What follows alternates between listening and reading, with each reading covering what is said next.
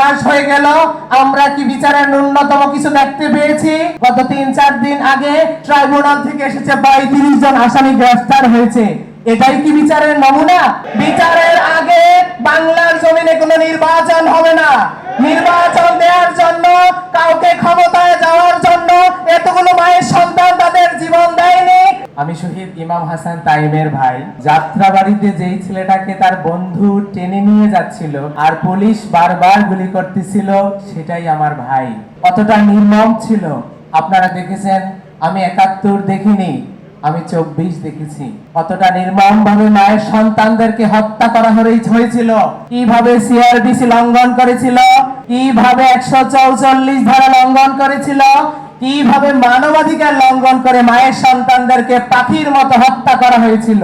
আজকে কোথায় সেই মায়ের সন্তানদের হত্যার বিচার? 6 মাস হয়ে গেল, আমরা কি বিচারের ন্যূনতম কিছু দেখতে পেয়েছি?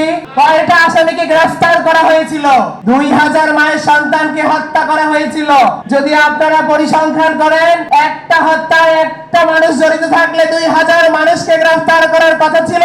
এই পর্যন্ত কয়টা মানুষ গ্রেফতার হয়েছে? গত 3-4 দিন আগে ট্রাইব্যুনাল থেকে এসেছে 32 জন আসামি গ্রেফতার হয়েছে। এটাই কি বিচারের নমুনা? সানবিট সব দিবে সামাল। সানবিট ম্যাজিক প্রেস ডিশওয়াশিং এর মাথা ঘোরানো সলিউশন। আর কি হবে দেখা, যতদিন যাবে বিচার পাবো কি আমরা তবে?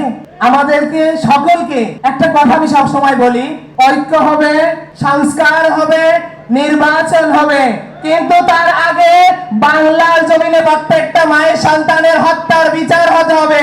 বিচারের আগে বাংলার জমিনে কোনো নির্বাচন হবে না।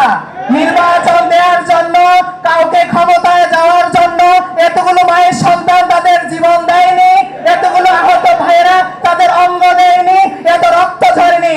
আপনাদের ক্ষমতায় যাওয়ার এত লোভ কেন?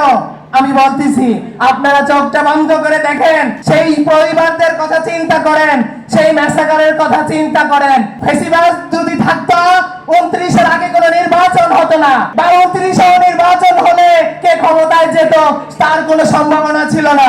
আজকে এত হাজারো মানুষ মুক্ত পাখির মতো ঘুরে বেড়াচ্ছে। আজকে এই হাজারো মানুষ তারা জেল থেকে মুক্তি পেয়েছে। এই স্বাধীনতা যে অর্জন হয়েছে সবকটা প্রত্যেকটা শহীদের রক্তের বিনিময়ে। আমি উপদেষ্টা মণ্ডলীদেরকে অনুরোধ করে জানাতে চাই, আপনারা আজকে ক্ষমতায় গিয়েছেন এই শহীদদের রক্তের উপরে।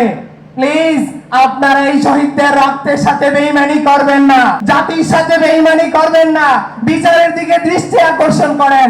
আপনাদের কাছে অনুরোধ রইল, প্রিয় সাংবাদিক ভাইয়েরা, আপনাদের আরেকটা দৃষ্টি আকর্ষণ করতেছি, আগামীকালকে সারা বাংলাদেশের সকল শহীদ পরিবার তাদের হত্যার বিচার এবং কি তাদের রাষ্ট্রীয় স্বীকৃতি এবং শহীদ পরিবারের ন্যায্য অধিকারের জন্য অবস্থান কর্মসূচি পালন করবে শাহবাগে।